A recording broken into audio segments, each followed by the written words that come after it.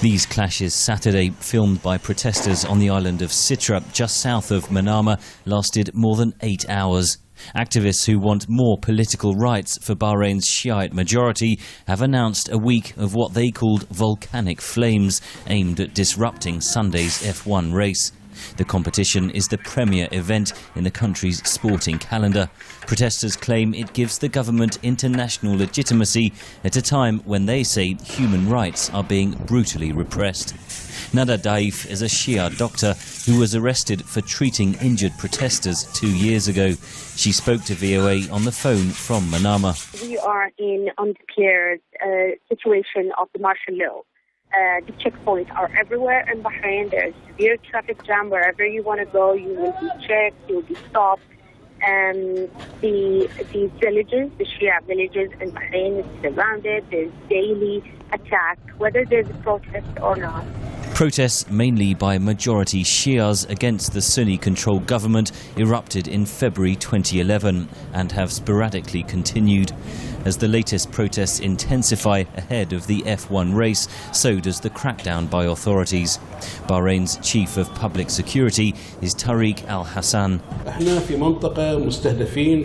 There will definitely be those who are not happy with the event, or who may have their own agenda or view. Many things are said, and no information or talk bothers us. We take our precautions, as I said, and we are prepared. Bahrain's cabinet wants to impose jail terms of up to 5 years for defaming the king or the national flag, actions commonly alleged against protesters. In Britain, a group of lawmakers has written to the F1 authorities calling for the race to be cancelled. Andy Slaughter is the group's chairman. The Bahraini dictatorship uses Formula One to pretend things are normal. You can come there and you can watch a big sporting occasion and people can live normal lives.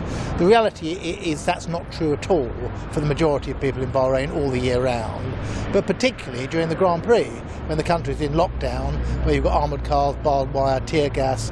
But Dr. Daif says the race brings much needed media coverage to Bahrain. If it goes on, then let's use it.